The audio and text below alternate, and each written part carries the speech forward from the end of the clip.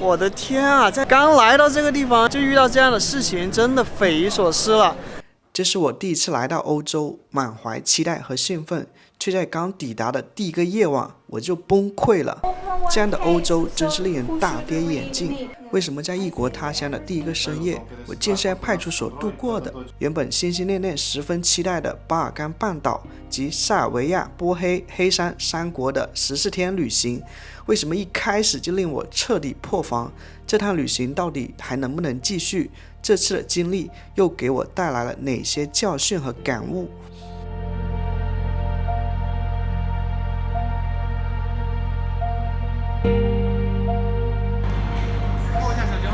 ？1500。大家好，我的那个大疆域2 Pro 版，然后刚刚到货，我们现在来做一个大疆域2的开箱。在2019年中旬，也就是约7年前，我入职了一家国际摄影旅行社。这家旅行社区别于一般的吃玩乐的旅行社，而是专注在摄影旅行，大多数客户是摄影爱好者，他们大多是不差钱的退休者或者是小老板，有专业甚至昂贵的单反相机、无人机。我要去这个巴尔干，就包括3个国家：塞尔维亚、波黑跟黑山，准备出差到那边10几天嘛。公司呢，为了节约成本，跟我说，如果我愿意自己掏钱买一台高配的无人机，就派我跟团到巴尔干3国旅游，用无人机记录下整趟旅行的精华景点。于是刚刚毕业并工作了1年，没存下什么钱，囊中羞涩的我，咬咬牙买下了这一台于我而言并不便宜的无人机。我记得很清楚，这台无人机花了整整1万元。在此之前，我出国只去过南亚和东南亚，并没有去过远达东欧的土地上。虽然在奥斯曼帝国的史书在南斯拉夫的报道里，我已经不少次听过巴尔干半岛这个名字了，所以可想而知我是有多想出远门去看看这些地方。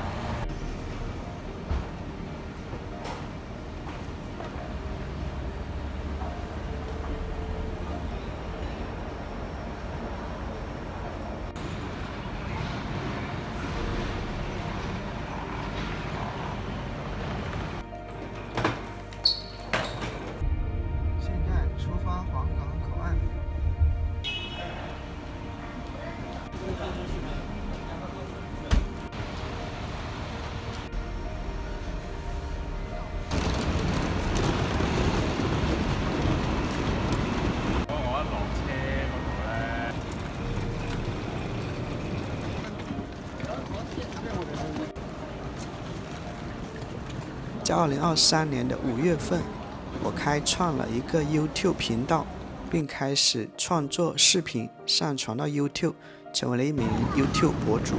在此之前呢，我从未想过自己会走到镜头前，完全都没有想到自己有一天会成为一名视频博主。可能是因为我觉得我的性格比较内敛腼腆，并不健谈，社交场合上呢，通常说话不多，不习惯被人关注，还有抛头露面，所以呢，这些拍于2019年10月份的巴尔干旅行影像，纯粹是为了给自己留一点回忆。拍摄时完全没有想过有一天呢会分享到网络上，又因为那个时候刚刚接触拍视频，并没有特别熟练，所以呢，这些影像拍得十分的随意。用现在的眼光来看呢，非常青涩稚嫩。一开始我十分的犹豫，这些影像有分享的价值吗？我的2019年的巴尔干半岛旅行记忆呢，已经十分的模糊不清，因为当时拍完以后就把它们扔到了电脑硬盘里，这6年来从未看过，更没有在网络分享过。所以巴尔干3国的旅行我最近呢想将这些影像整理归档，方便我清楚的知道在巴尔干半岛我先后去过什么城市，它叫什么名字，那么它大概有哪些历史和内涵。于是我打算把它们剪辑出来，也和大家分享我这趟磕磕碰碰的旅程。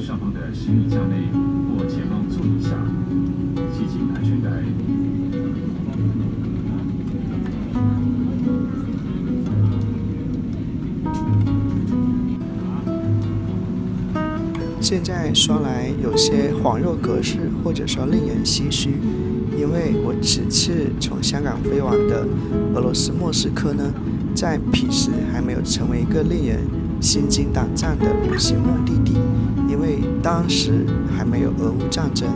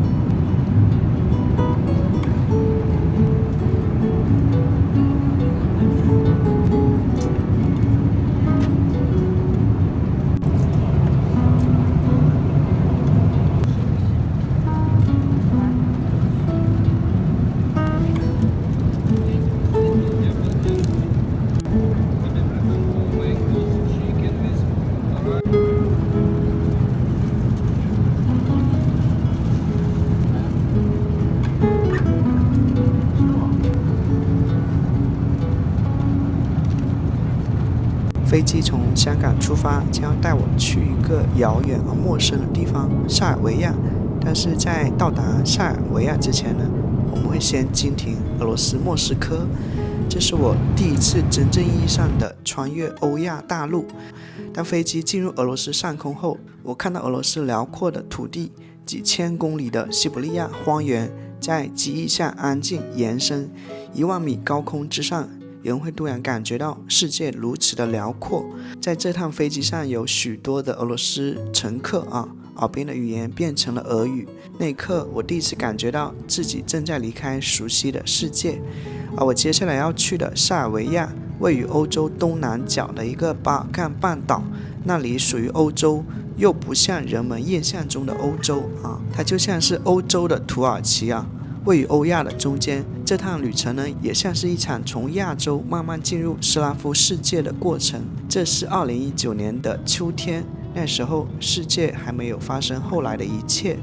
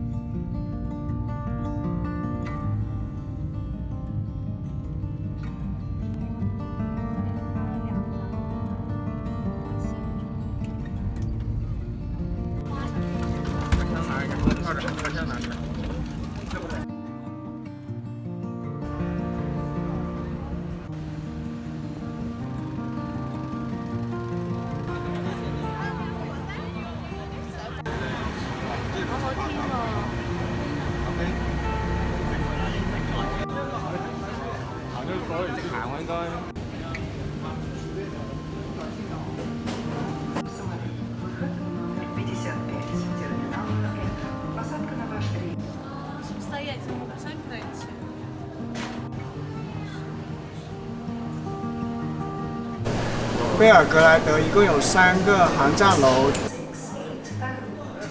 那个时候我为什么拍下这些胶囊宾馆，可能是觉得很新奇，好像在此之前我没有在机场看到过这样的胶囊床位。不只是胶囊宾馆，在俄罗斯机场看到好些东西我都觉得新鲜新奇所以胡乱一通拍。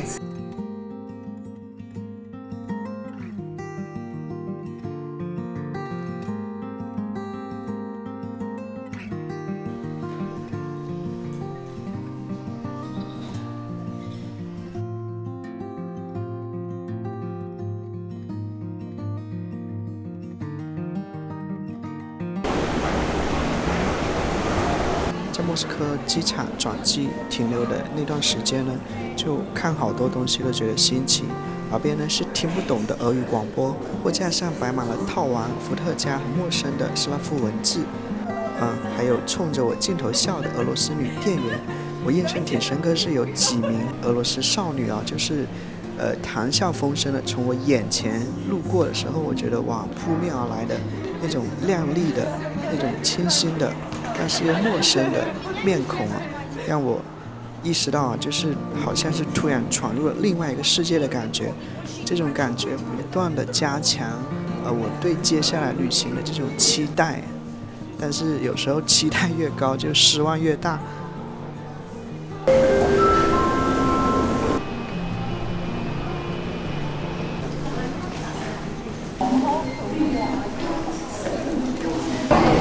准备登机去贝尔格莱德了。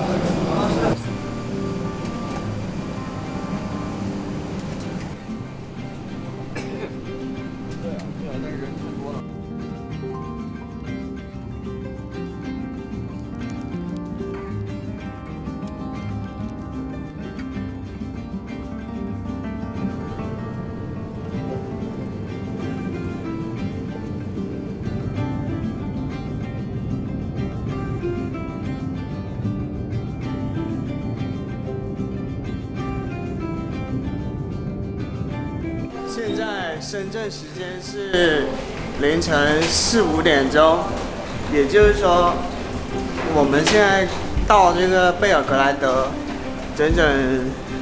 经过整整差不多24个小时以后，我们到达了我们的目的地。现在是贝尔格莱德的晚上10点多。这位大哥好心，然后帮我们带着我们找到司机。在来到贝尔格莱德之前，我对这座城市的了解十分的有限。如果稍微听说过它的名字，大概就是1999年北约轰炸南斯拉夫期间，中国驻南斯拉夫大使馆被击中的事了。那件事呢，就发生在贝尔格莱德。这个城市呢，位于多瑙河跟萨瓦河的交汇处，是塞尔维亚的首都，也是巴尔干半岛最重要的城市之一。它的历史非常的复杂，长期呢处在奥斯曼帝国跟奥匈帝国的交替影响下，后来呢又成为了前南斯拉夫的重要中心。哇，我刚来到，然后呢刚好导游说你放那吧，没关系的，这个地方治安非常好的。然后呢他又吩咐前台小姐姐去帮忙看了，然后下来的时候还是丢了行李。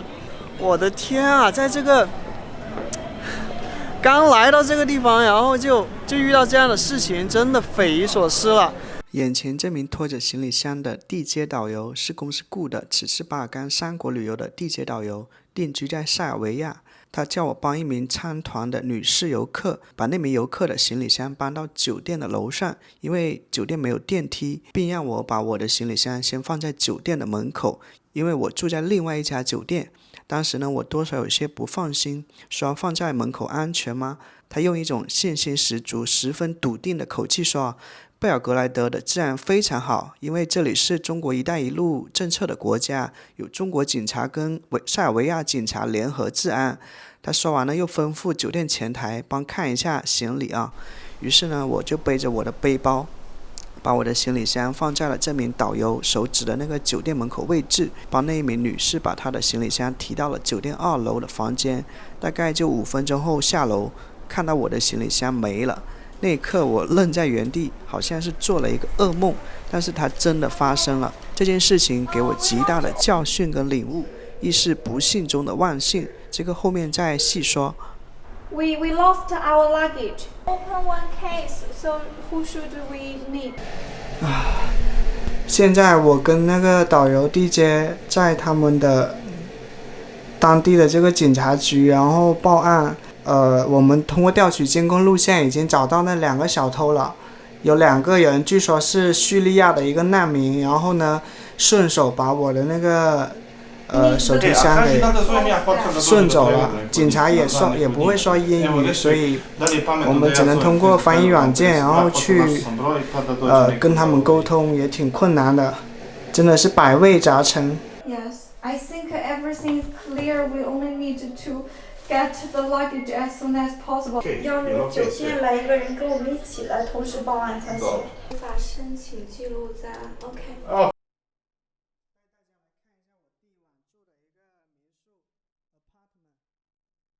可以看到沙发上的背包啊，可以说是不幸中的万幸，因为我最贵重的东西都在这个背包里。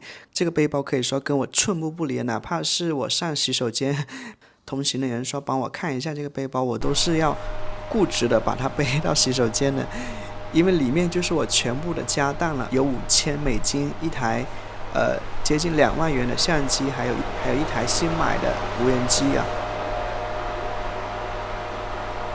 这个民宿是在 Booking 上预定的，然后才28欧元，真的是感觉有点出师不利啊！14天的巴尔干三国，就看到那个行李箱不见的时候，就感觉像做梦一样，怎么可能这么戏剧化？5分钟到10分钟不到的时间，我们就开始像破案一样，然后呢找摄像头，把周边的摄像头都给问了，然后呢也报警了，警察也来到酒店了。附近酒吧有一个摄像头嘛，我说能不能调一下你们的视频看一下，然后真的很煎熬嘛，就是那2个背着双肩包的2个男的，然后还掩护着拖在他们2个人中间，就是用身体挡着那个我的行李箱。后来听说那2个人之所以这么胆大包天，在一条这么繁华的街上，然后到处布满这个摄像头的路上，还敢这么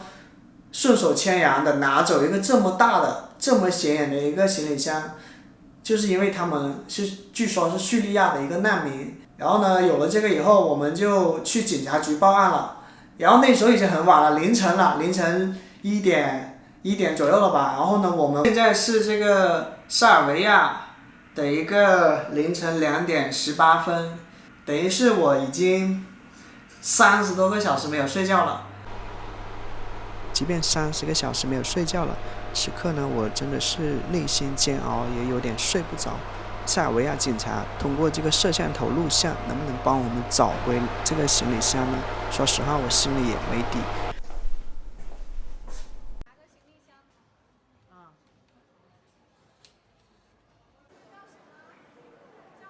Zara 那里买了1万多迪纳尔的一个衣服。现在是早上凌晨5点半，然后我们准备去拍日出。路电红不去，我的琢磨是不是少带一根线。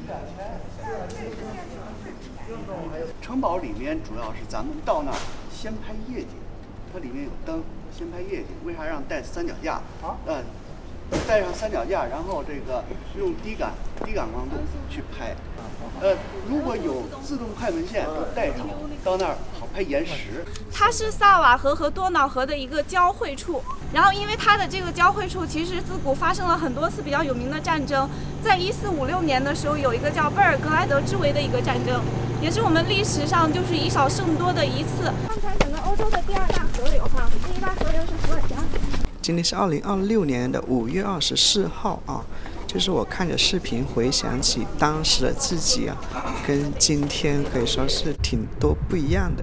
就是当时的想法就是一门心思只想拍到好看的照片航拍，但是好像对于一个地方的历史文化还没有养成去挖掘的一个意识，不像今天到一个地方做功课，了解它背后的一些历史文化，可以说是必不可少的一个环节。促成这种改变的一个其中之一的原因，自然是成为了一名长视频分享的博主。在贝尔格莱德这座城市，我们最先游览的一个景点叫卡莱梅格丹城堡，它位于多瑙河跟萨瓦河的交汇处，是贝尔格莱德最重要的历史地标。这里曾是古罗马、奥斯曼帝国跟奥匈帝国反复争夺的战略要塞。我我们待会儿会看到很多的这个城墙哈，非常高耸巍峨。那么几千年来，无数战争呢曾在这里发生，因此贝尔格莱德也被称作是巴尔干之门。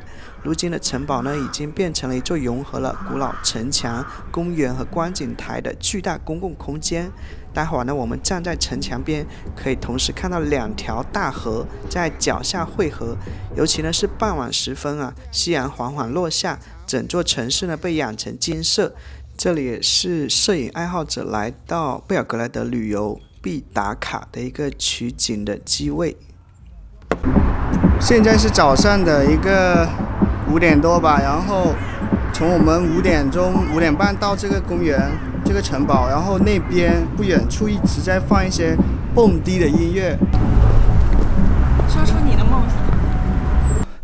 在这里可以看到萨瓦河跟多瑙河的一个交汇处，然后我们现在上去看一下。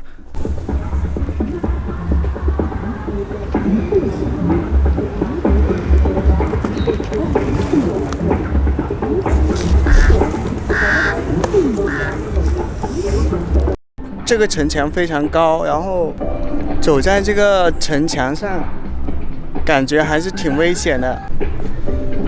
感觉走在这个城堡上，感觉走在这个城墙上还是有点危险的。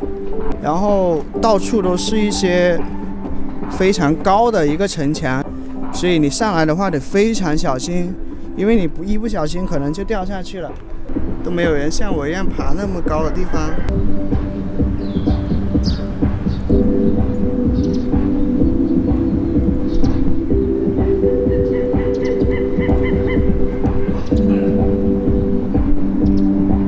然后大清晨的，然后这个音乐对面就是萨瓦河跟多瑙河的一个交汇处，然后看着这样一个风景，感觉好像沉浸在一首诗里一样。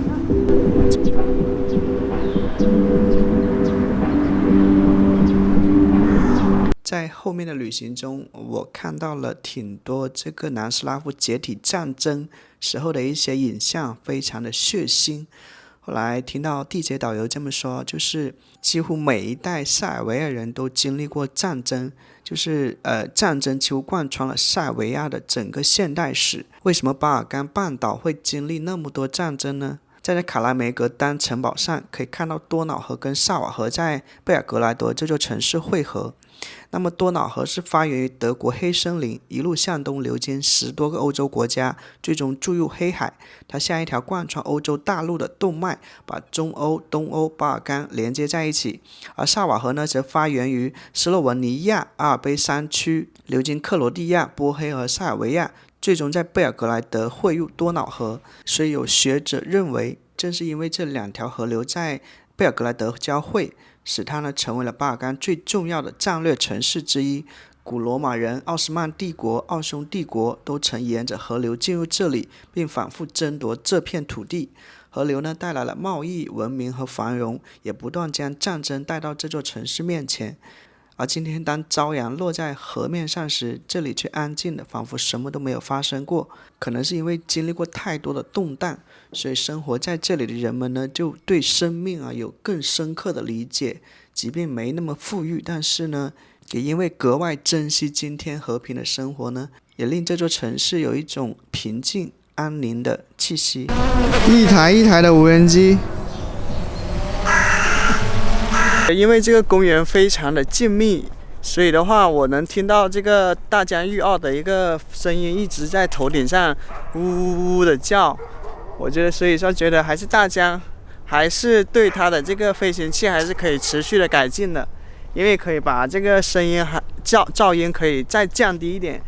在这个地方确实是感觉这个噪音会破坏这个公园的一个美好的早上。这个松鼠，来，我们来看一下。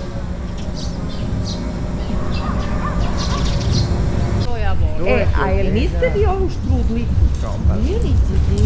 Nema, ne znam štrudlica je jedna, ima, ne, štrudlica je jedna, nekoliko, ja znam da je bila probali. 这个城堡很多大炮、坦克。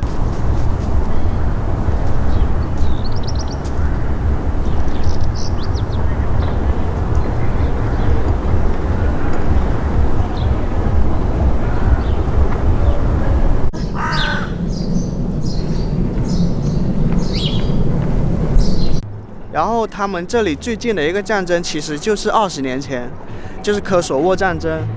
所以这里的人虽然饱经战乱吧，导致他们有一个什么情况，就是让他们对于生命的意义理解得更加的深刻。所以这里的人对于物质的追求没那么高，反倒是这里非常注重精神的一个。所以这边的音乐、舞蹈、诗歌、绘画艺术都非常的丰富。A jel niste vi ovu štrudlicu probali? Nema, ne znate tu. Štrudlica je jedna, ima, ne, štrudlica je jedna nekoliko。你看他这里说是要小心一点，因为这个城门上的石头可能会滑下来。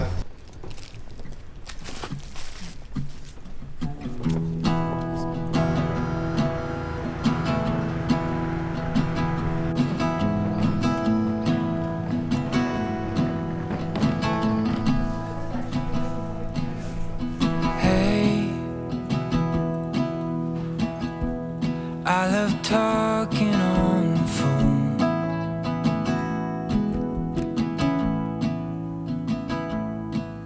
But hey, I just can't wait to have you home.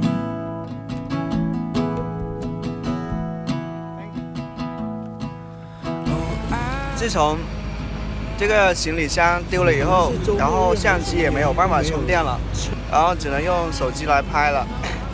然后你看这样一瓶水，就也等于5块钱人民币。然后这边好像是有什么节庆节日一样，因为我看那边在布置一些类似于庆典一样的。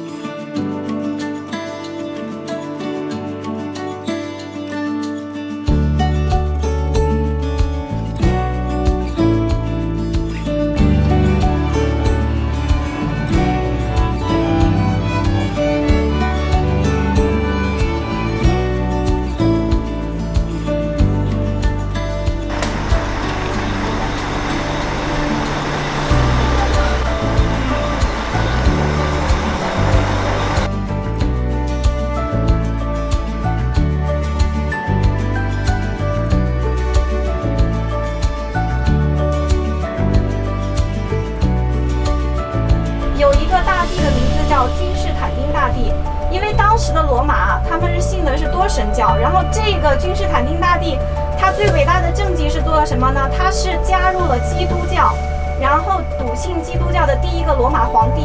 当时他把他的国都从罗马直接迁到了现在的伊斯坦布尔，他就把伊斯坦布尔改名为君士坦丁堡。然后这个君士坦丁大帝他就是出生在塞尔维亚的一个城市叫做尼什的地方。所以说在罗马时期的话，整个塞尔维亚这一区域，他们也属于罗马帝国的一个疆域。像我身后的这个大厦就是当时北约轰炸南斯拉夫的一栋大楼，然后现在里面已经破烂不堪了。然后这个海报呢是塞尔维亚的一个征兵广告，也能体现出这个塞尔维亚对这个北约的一个态度，一种愤怒的态度。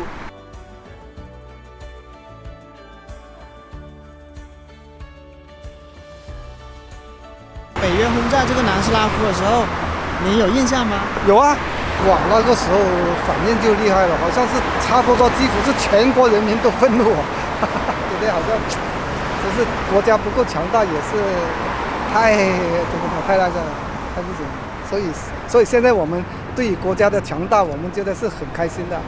在1999年北约轰炸塞尔维亚的时候呢，我大概还在上小学。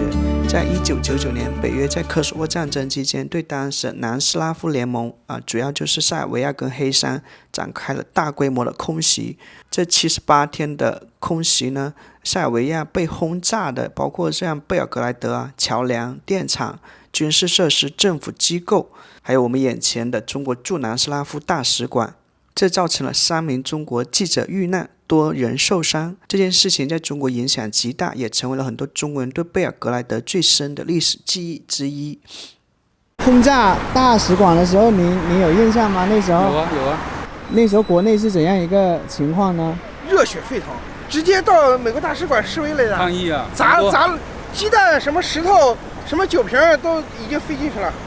砸美国的大使馆？那可不，对，到北京美国大使馆，到美国驻华大使馆，我们撤离很多。咱们武警如果不去，真冲进去了，就开玩笑了，那是我们国家的领土，直接上去干了。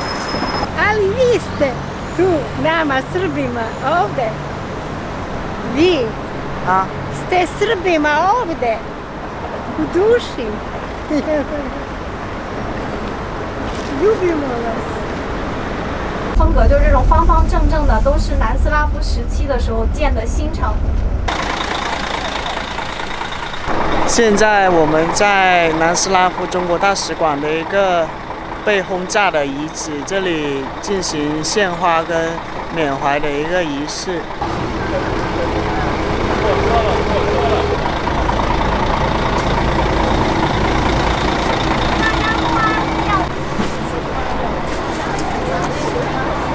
他也没有写我们的什么东西。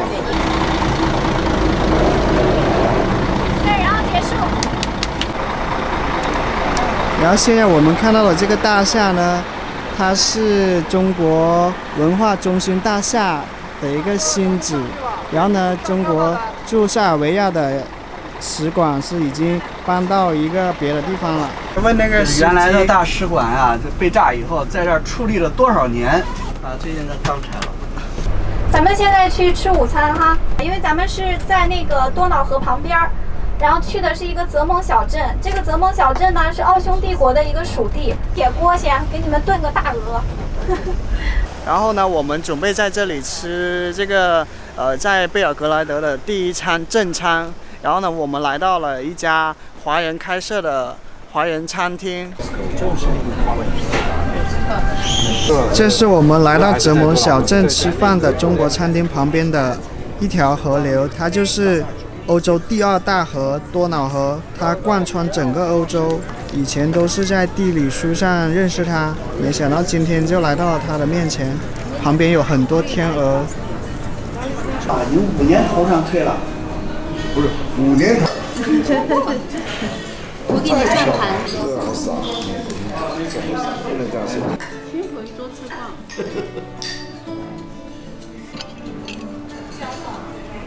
在门口集合，让他们自由活动一下，这样我们回来就不用赶，吃点水果。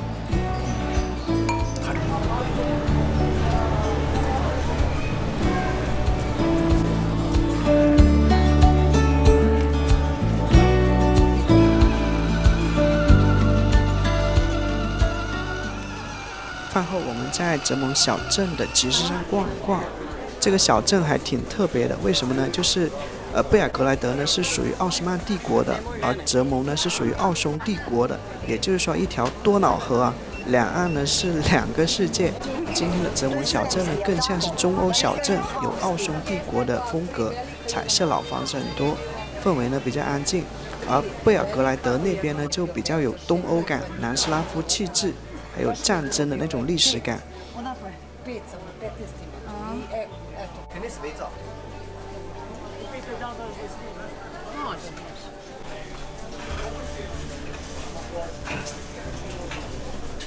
逛完泽蒙小镇，我们沿着多瑙河向西北方向出发，大概1个多小时，即行驶了约80公里后，我们就来到了塞尔维亚的第2大城市。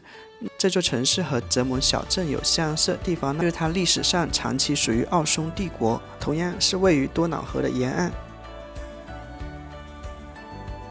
从那个贝尔格莱德开车大约1个半小时吧，然后现在来到了塞尔维亚第2大城市，然后诺维萨德，然后现在我们准备去今晚在这里的一个酒店登记入住。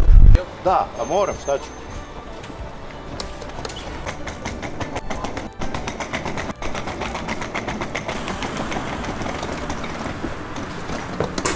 Tap water is for drink. Tap water. 在诺维萨德下榻酒店后，我们打车来到了诺维萨德最著名的地标景点彼得罗瓦拉丁要塞。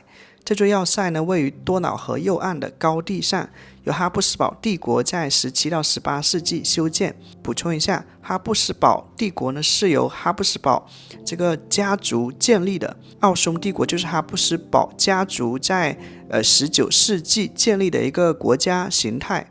这座要塞呢，就是哈布斯堡帝国用来抵御奥斯曼帝国的，是当时在多瑙河防线上最重要的军事据点之一。今天呢，它已经不再具有军事功能，而变成了一座开放式的历史公园。站在城墙上，可以俯瞰整座诺维萨德，红色屋顶的老墙，缓缓流动的多瑙河，以及远处的现代城区。这里最吸引人的是视野，无论白天还是傍晚，都能看到城市与河流在脚下延展，尤其是日落时分，光线洒在河面上，非常的迷人。它既是历史遗迹，也是今天的城市公园啊，是诺维萨德最值得一去的地方。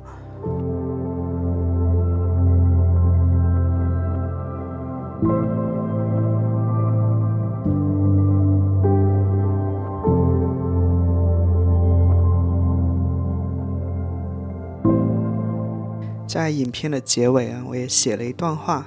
我现在想起当年丢了行李箱那一瞬间，仿佛天塌下来一样，跌跌撞撞地跑在异国他乡的街道上，茫然无措。因为这是我新入职的一家公司，真的想好好努力，做出一点成绩出来。可是还没有开始，就遇上了滑铁卢。其实今天看来，那不过是一件很小的事情，不过是丢了御寒的衣服、旅行要用到的一些小电器，还有一些记不起来的不重要的东西。这个意外的小插曲几乎可以说是微不足道，但是当时却好像遇到了很大的困难。这让我意识到人生中遇到的一些困难，在一开始我们都看得很重，情绪跌到谷底，好像是什么天大的事，是什么迈不过去的坎。如果我能够放松一点，乐观一点，用第三视角放在一个很长的时间段去看的话，其实你会意识到那根本没有什么大不了的，积极去面对它，迎难而上，那么这些困难一定会迎刃而解。遇事真的不必过分悲观。如果换做今天的我一定庆幸当时被偷的是行李箱，而不是装满相机、无人机还有$5000多的背包。与其说这是一个教训，我不如说这是一堂课，它让我领悟到不要只看见那些不幸，而是要多看见那些不幸中的万幸。